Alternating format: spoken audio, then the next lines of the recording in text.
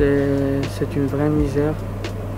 Quand j'ai pris ce logement, j'ai pas payé pour avoir une chambre pleine de cafards, pleine de punaises de lit. L'hygiène dans les sanitaires, les douches et les toilettes, c'est aussi la même chose. Il n'y a pas d'entretien, les douches sont dans un mauvais état.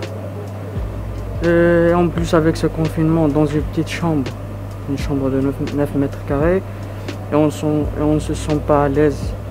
Cafards, punaises de lit, sanitaires en mauvais état, logement insalubre, voilà le quotidien des habitants de la résidence Albert Camus du Crous à Villeneuve d'Ascq. Vous faites une douche chaude et l'air froid qui rentre par la basse. Les portes elles sont toutes rouillées. Et cela, ils ont fait il y a presque un mois.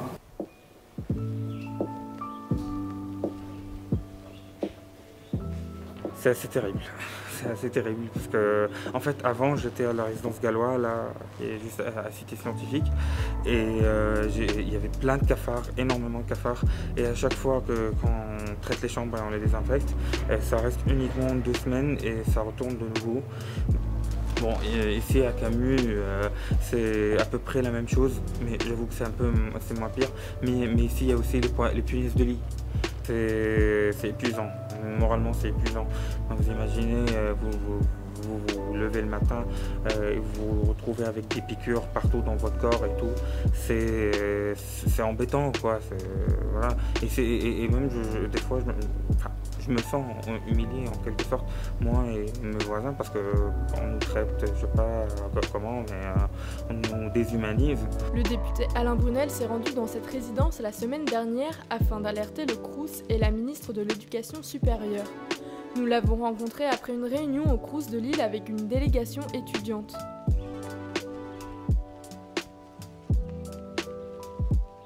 C'est des bâtiments avec 9 mètres carrés pour les étudiants, avec cafards, punaises, avec aussi des toilettes communes qui sont complètement bouchées et puis qui ne sont pas réparées depuis plus d'1 an. Et donc on a demandé cette rencontre pour dire c'est inadmissible que vous continuez à loger des étudiants dans de quelles conditions, avec des conditions épouvantables. Et là on apprend dans la bouche du directeur que lorsque lui est arrivé en 2016, en tant que nouveau directeur, on lui avait dit ces 2 bâtiments-là doivent être rasés en 2016. Ça veut dire qu'on connaît ces conditions épouvantables que vivent les étudiants, et en même temps, on dit on va les laisser là parce qu'on est en train de rénover d'autres bâtiments, il va falloir loger les étudiants qui sont de bâtiment M dans le bâtiment O. Ça fait 200 étudiants qu'on va accompagner, etc. Mais nous, on n'est pas là pour faire de la concurrence entre le M, le O, le X et le W. On est là pour dire qu'il y a des êtres humains, il y a des étudiants qui vivent déjà dans cette pandémie, la situation inédite, qui vivent des douleurs, qui vivent moralement, qui ne sont pas bien dans leur pompe. Aujourd'hui, il faut absolument que tous les étudiants, il y en a 132 exactement, sur les 2 bâtiments, 132 étudiants, dès le mois de septembre, puissent être relogés de façon à ce qu'on rase ces bâtiments et qu'on en fasse des bâtiments neufs. J'aimerais parler d'un truc qui m'a beaucoup plus préoccupé que ça, c'est le fait qu'il y ait de l'amiante dans les bâtiments et que c'est des bâtiments qui datent d'il y a au moins 50 ans, je crois des années 60. Au bout d'un moment, les murs se délabrent, le sol se délabre, donc on n'est pas à l'abri de conséquences sur notre santé. En attendant que les étudiants soient relogés, on a proposé l'annulation des loyers. Donc on parle de quelques semaines, quelques mois grand maximum, puisque notre but c'est justement que les étudiants soient relogés pour que ces bâtiments-là puissent être détruits et pouvoir construire de nouveaux bâtiments, pouvoir trouver des nouvelles places dans des logements Crous. On ne demande pas l'exonération des loyers juste comme ça, on demande pour dédommager le préjudice.